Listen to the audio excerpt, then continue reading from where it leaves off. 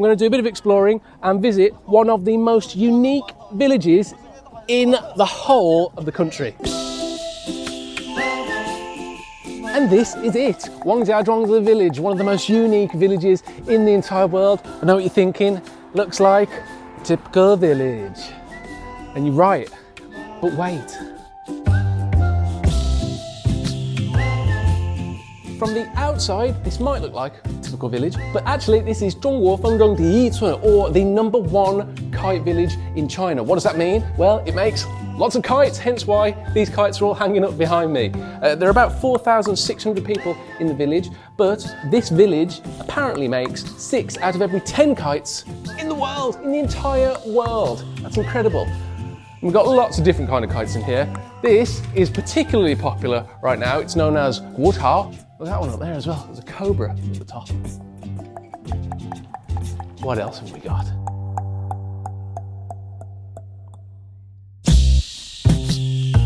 So many kites. Oh yeah.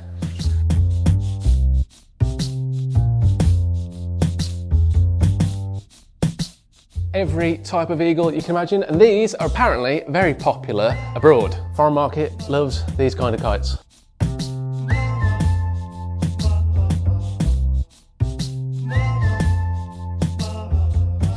It's a bit loud in here, hopefully you can still hear me. I'm walking around one little enterprise, one little business here within the village.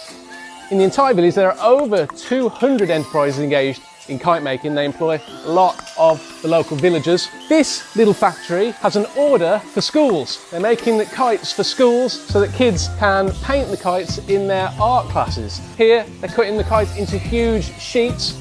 Over here, let's run over here. This gentleman is cutting those huge sheets into smaller triangles which make up the kites, and everything that's made in here eventually gets packaged somewhere else. So I'm next to the boss of this little workshop here. 你好，我是建国。你好，你好。这屋子里大家做什么？什么步骤？就是最后一道工序在包装。你们大部分的订单都是国内的，但是你还会给国外卖吗？是的，基本上都是通过义乌，全部这里打好以后呢，直接就拉到那个义乌的仓库就出去了。那你觉得最近几年这行业最大的变化是什么？这个10年变化很大很大的，从布料到这个印刷材料都是环保的，印刷的花型也是比较新颖。一个会卖多少钱啊？像这一款客上订的量比较大一点，大约在2.5块到2.4块左右。最高级的那种大概多少钱？那个吧，可能有几万块钱的也有。几万？哎，对对对。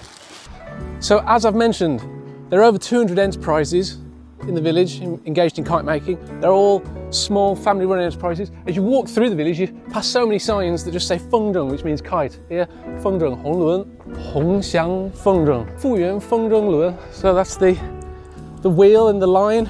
郭岩风筝, 合力风筝场, 同什么金还是新的风筝场, 大山风筝场. Let's go inside. See if I can take a quick look. 还好。我们进来看看是吧？ So you can see how many people work in each of these small factories. It's quite a lot.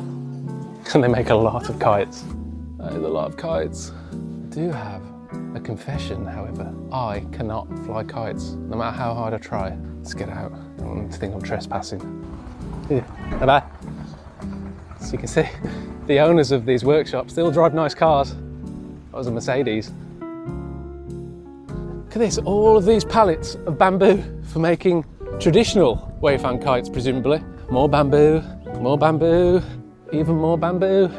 The production figures and the sales figures generated by this village are just unreal. So every year they make around 100 million kites, and then they generate revenue of 300 million yuan, which is about 43 million US dollars. 43 million US dollars. Think about that. A village which mostly makes kites generates 43 million US dollars a year. Oh, I need to get into the kite industry. That's good. That's 2 employees at the local bank just flying a kite.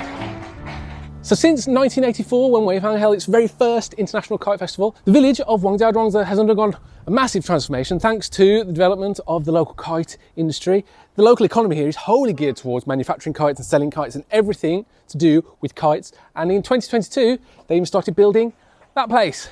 That is the Shandong Yuan, or the Kite Industrial Park here within the village, that aims to help enterprises in the future develop their e-commerce channels and logistics and live stream sales, which is another avenue that a number of workshops are following in order to sell more kites to more people across the country.